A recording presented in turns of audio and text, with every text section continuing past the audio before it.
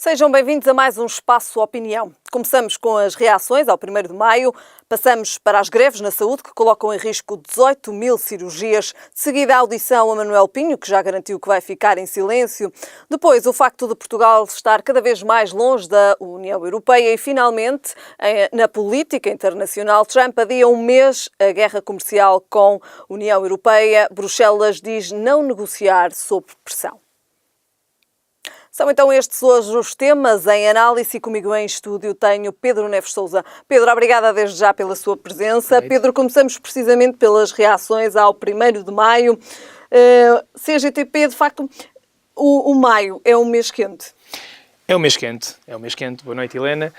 Efetivamente, quando falamos de 1º de maio, é bom recordar que em 1886 500 mil trabalhadores saíram à rua em Chicago e foi aí que os trabalhadores começaram a pensar, para além do seu trabalho, começaram a pensar também que podiam reivindicar direitos, que tinham deveres, mas que também tinham direitos. E foi a partir daí que, depois, a partir de uma determinada altura, começou em França e depois alastrou-se por todo o mundo, este feriado do 1º de maio, chamado Dia do Trabalhador, onde é uma constante por todo o mundo que os trabalhadores reclamem melhores condições de trabalho, que passam, por regra, por duas vertentes. Ganhar mais e, por outro lado, ter um vínculo laboral, ou pelo menos vantagens em termos de vínculo laboral mais favoráveis.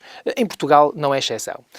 Contudo, o 1º de maio também ficou marcado por outras circunstâncias. Nós vemos, por exemplo, que em França e na Turquia, não obstante estas manifestações costumarem ser pacíficas, houve confrontos e houve feridos. Aqui em Portugal, mais uma vez, há descontentamento. Aqui em Portugal, mais uma vez, e nós também temos que perceber e enquadrar esta atitude dos sindicatos com o governo que neste momento está em funções. Não esquecer que os partidos de esquerda neste momento dão apoio parlamentar, ou pelo menos ainda dão apoio parlamentar ao governo socialista. Toda a gente reconhece que existe uma influência grande, nomeadamente do PCP na CGTP e do Partido Socialista na UGT, e estas duas centrais sindicais são aquelas que, por regra, quando mobilizam, colocam os trabalhadores na rua, e nós ouvimos, por exemplo, um discurso de Carlos Silva, o secretário-geral da UGT, onde diz que, por um lado, é hora de ir para a rua e, por outro lado, não fecha a porta a acordos. E, portanto, nós ficamos aqui na dúvida de saber se para a semana temos manifestações ou se para a semana o secretário-geral da UGT se vai sentar com o Primeiro-Ministro e com o Governo para negociar novas condições. Por outro lado, o que é que reclama tanto a UGT como a CGTP? As duas grandes centrais sindicais. Batem claramente na questão do vínculo laboral, isto é, acabar com a precariedade. Isto é um chavão que depois vai sendo concretizado em algumas medidas. E depois temos também o salário mínimo nacional, que efetivamente este governo tem vindo a aumentar. Carlos Silva defende um aumento de 518 para 615. A CGTP, como é normal, vai um bocadinho mais longe e sugere um aumento para 650 euros mensais. O Bloco de Esquerda e o próprio Governo já assumiram que para 2019, também recordemos que também temos eleições, vai haver um aumento do salário mínimo nacional e parece-me que destes dois pontos de luta há um que está pelo menos parcialmente satisfeito. Isto é, vai haver efetivamente um aumento. E eu penso que o 1º de maio também serve e tem servido, e penso que serviu no dia de ontem para fazer uma prova de vida dos partidos de esquerda e dos próprios sindicatos. Se nós pensarmos bem o que era, por exemplo, o sindicato dos professores e de Mário Nogueira há uns anos atrás e o que é hoje Mário Nogueira parece que está adormecido, raramente aparece. Quando nós olhamos para Arménio Carlos, quando olhamos para Carlos Silva, que eram agentes políticos efetivos no dia-a-dia da política portuguesa, nós hoje quase que nos esquecemos que eles existem porque eles aparecem muito menos. E, efetivamente, há um trabalho que está a ser feito, e bem feito, aos olhos do governo socialista, pela esquerda portuguesa, no sentido, digamos, de, não vou dizer domesticar, porque é um termo muito forte, mas no sentido de quase silenciar os sindicatos. Nós hoje temos muita dificuldade em Portugal de ouvir sindicatos a exigirem algo ao governo, ameaçam, é verdade, que vão para a rua, mas não temos visto manifestações como vimos há uns anos atrás em Portugal e um discurso radical como nós vimos há uns anos atrás. Vemos, de facto, que as duas centrais sindicais celebraram o 1º de maio, separadas, é verdade, mas que, de facto, saíram à rua também neste 1º de maio e exigiram melhores condições. É verdade. Exigiram, com uma distância de 180 km, por norma, não se misturam as duas centrais sindicais. penso que ambas percebem que têm o seu espaço, digamos, político-sindical, mas fizeram efetivamente uma prova de vida pelo silêncio a que têm votado a sua ação sindical nos últimos tempos. Dir-me-ão que se calhar tem uma porta aberta por parte do Governo para negociar, mas se nós pensarmos bem, é verdade que o salário mínimo nacional aumentou, mas em termos de alterações ao Código de Trabalho não tivemos alterações significativas que calassem as críticas constantes. E que se manifestou ontem que quer, de facto, que aqui haja melhores condições de trabalho. Efetivamente. Eu acho que há temas que são transversais a todos os partidos.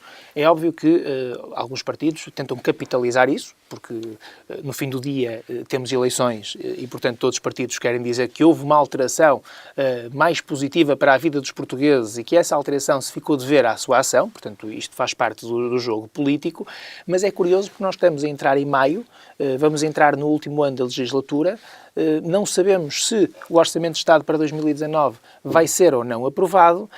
Temos um acordo entre o PS e o PSD, nomeadamente quanto às questões de descentralização. Esta aproximação do PS ao PSD não foi bem vista, nomeadamente pelo PCP e Bloco de Esquerda, que logo reagiram. E penso que António Costa continua a trabalhar para ganhar o prémio de grande equilibrista, porque ele consegue, ao fim e ao cabo, manter uma certa harmonia, digamos, um certo apoio parlamentar, e os partidos de esquerda também fazem este jogo, criticam, mas depois chegam agora e votam a favor, o que é essencial, e consegue também uma aproximação ao PSD, que o limita, pelo menos nesta fase, na sua autonomia e deixa um campo aberto para o CDS. E já falamos sobre isso, a Assunção Cristas, nesse aspecto, tem vindo, digamos, entre aspas, a surfar a onda e tem aproveitado o vazio. Alguém dizia um dia, e é verdade, que tem dado cada vez mais passos na política. É preciso saber exercer o poder e ocupar os espaços. E a Assunção Cristas tem sabido muito bem ocupar esses espaços. De facto, aqui as centrais sindicais querem que o salário mínimo aumente e querem negociar para os 615 euros.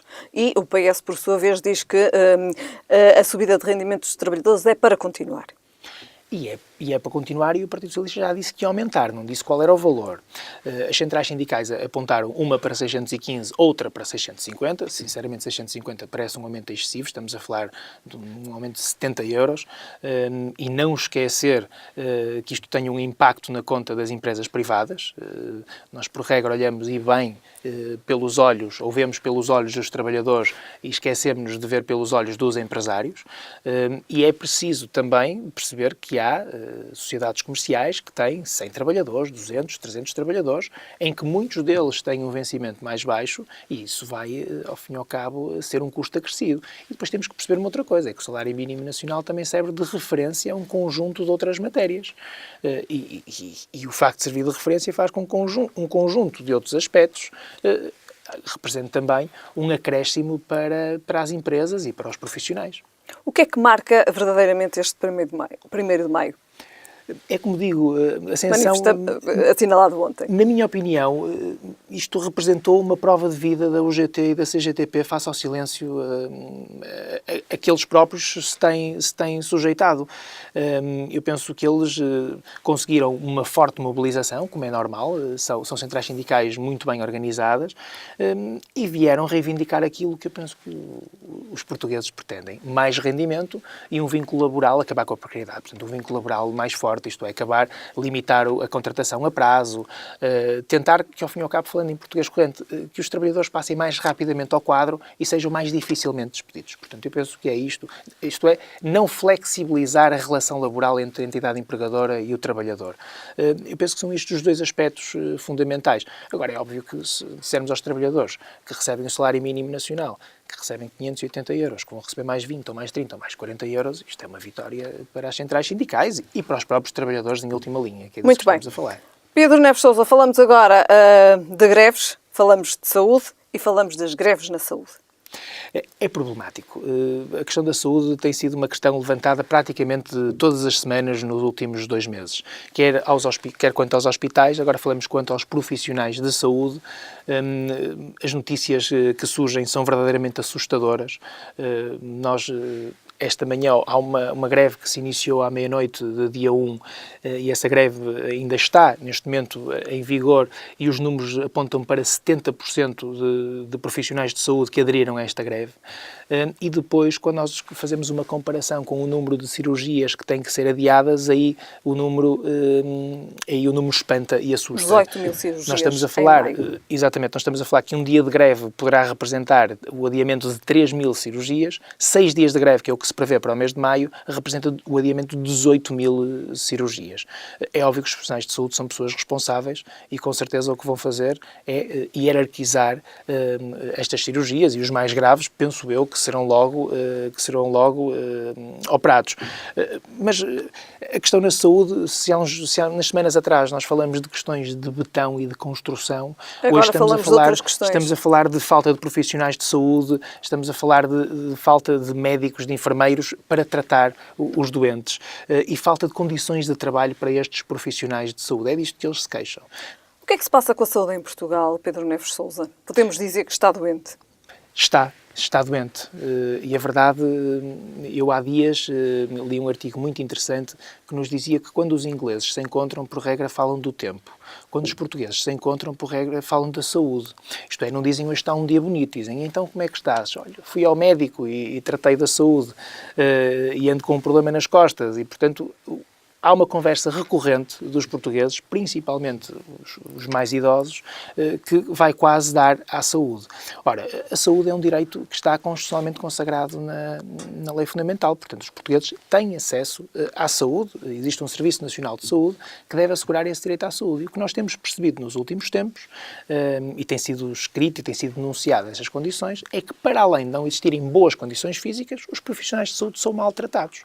E, portanto, sendo maltratados, têm que fazer horas a mais, tem algumas horas extra em atraso, há uma diferenciação entre aqueles que eram chamados funcionários públicos e aqueles que têm contrato de trabalho em funções públicas, os aumentos funcionam para uns, mas não funcionam para outros, temos que perceber que durante muitos anos tiveram as carreiras congeladas e os profissionais de saúde são profissionais que trabalham em ambientes de grande desgaste, porque por regra, quem faz urgências, por exemplo, assiste a situações que não são agradáveis todos os dias. E, portanto, não tendo boas condições físicas de trabalho, não tendo boas condições laborais, eles decidiram fazer uma greve e de uma forma responsável, isto é, são 6 dias durante maio, mas param um dia e depois continuam a trabalhar, depois param outro dia. Lembro, por exemplo, que em França os enfermeiros há 15 anos atrás fizeram 15 dias de greve e, portanto, 15 dias seguidos. E terá tido outras consequências, certamente?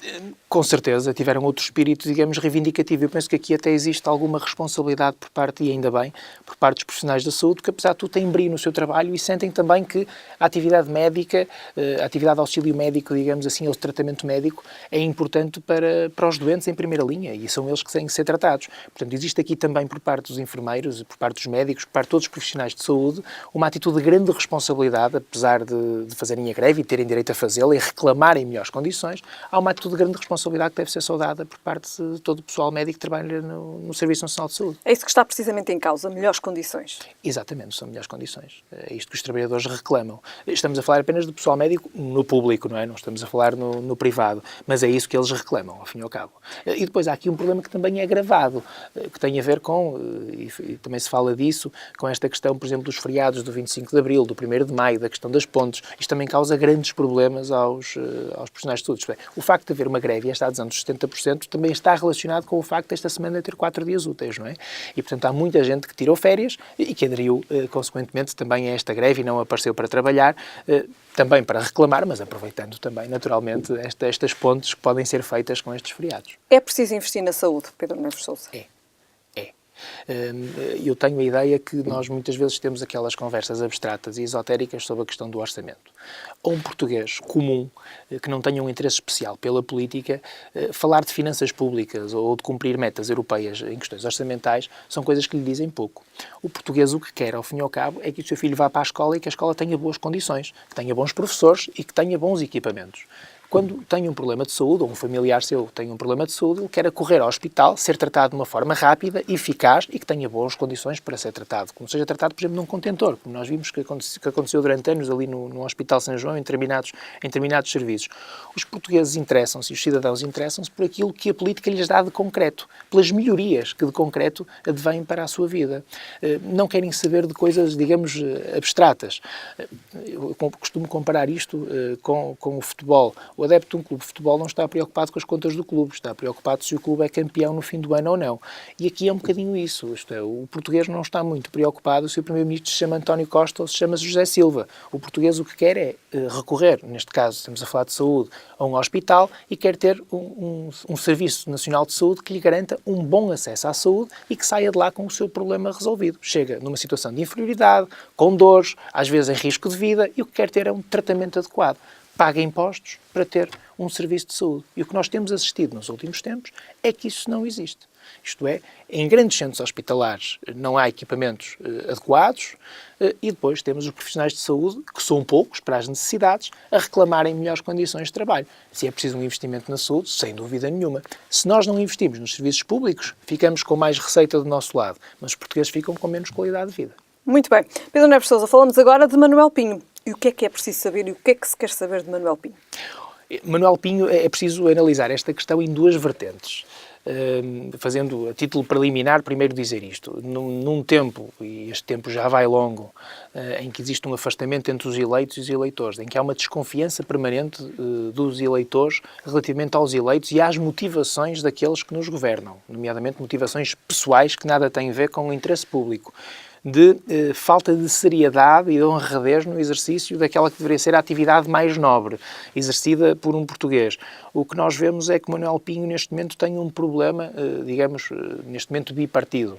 Ele começou por ter um problema na Justiça, os partidos políticos, à boleia do problema na Justiça, porque souberam da existência de um inquérito criminal relacionado com esta questão das rendas da EDP, decidiram também, primeiro o PST dizendo, Rui Rio, que ia dar, digamos, corpo político a este problema, que iria apresentar esta questão na Assembleia da República, e depois o Bloco de Esquerda, digamos, aproveitando essa nota de Rui Rio, resolve então propor a criação de uma comissão de inquérito no Parlamento. Neste momento o que nós temos é... Mas Manuel Pinho vai se manter em silêncio. Manuel Pinho tem-se mantido em silêncio, o que só vem adensar a desconfiança e a suspeita que neste momento existe. Por outro lado, o seu advogado já veio dizer que, enquanto não prestar declarações em sede de processo-crime, não vai naturalmente prestar declarações em sede política, isto é, em sede de comissão de inquérito. A Comissão de Inquérito tem responsabilidades, digamos, de apuramento político do exercício de funções, e já vou aqui à Comissão de Inquérito porque está um bocadinho mais largo do que às vezes se pensa, mas a verdade é que, no que toca ao lado criminal, o argumento do advogado faz todo sentido. Isto é, Manuel Pinho ainda não foi confrontado com aquilo que o Ministério Público tem para lhe apresentar e que sustenta esses indícios de que terá praticado um crime. Ele não sabe o que existe neste momento no inquérito e, portanto, ele não vai para a Assembleia da República falar de algo quando não sabe pelo que está a ser investigado no processo-crime. E volto a recordar, existe uma comissão de inquérito porque existe um processo-crime. A comissão de inquérito foi atrás, digamos, do processo-crime. E Manuel Pinho diz que vai ficar em silêncio na comissão de inquérito. Ora, este silêncio também tem um valor político. Às vezes, em política, o silêncio vale mais do que as palavras, não é? E se ele vai a uma comissão de inquérito e se recusa a falar, isto tem uma simbologia. Isto é simbólico sob o ponto de vista político. Por outro lado, não podemos esquecer uma coisa, e o Bloco de Esquerda fez bem o trabalho de casa. Não vamos esquecer que a comissão de inquérito não é apenas para Manuel Pinho.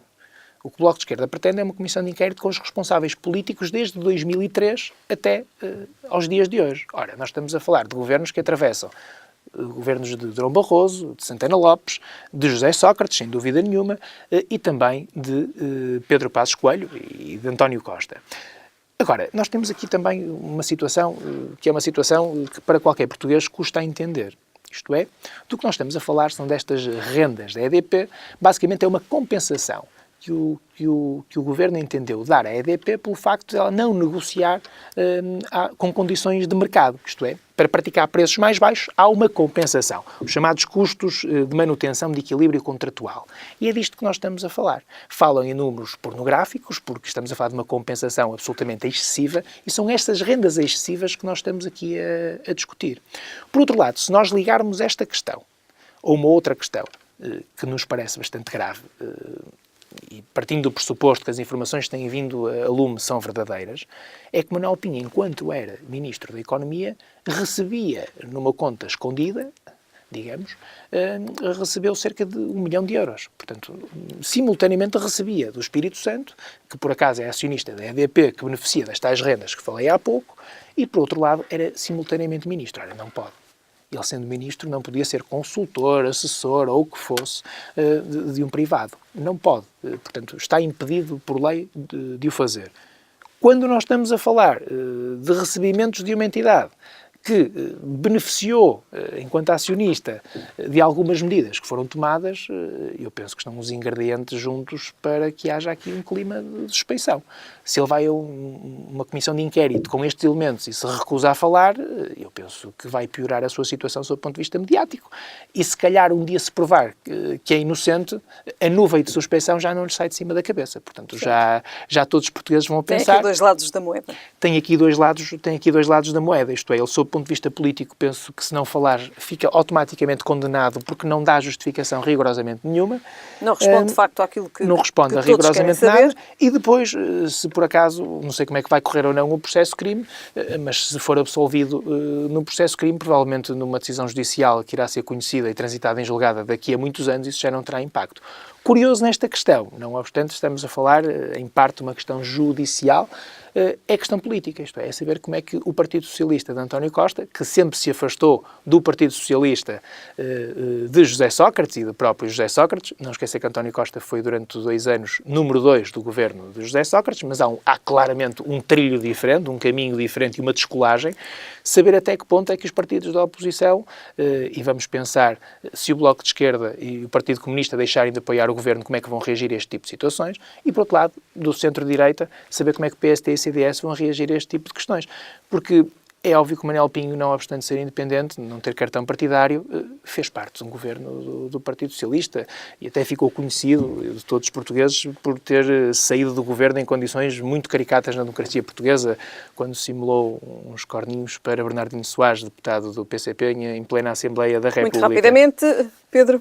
E por isso eu penso que o Manuel Pinho vai ficar em silêncio, a suspeição vai continuar, vamos ver em que é que isto vai acabar. Mantém-se. Exatamente. Pedro Neves Sousa, falamos agora de 2 temas relacionados com a União Europeia e também Bruxelas. Falamos de Portugal, está cada vez mais longe da União Europeia e não é certamente por falta de fundos comunitários que Portugal tem empobrecido face ao resto da União Europeia. É verdade. O Eurostat vem-nos dar aqui uma estatística engraçada.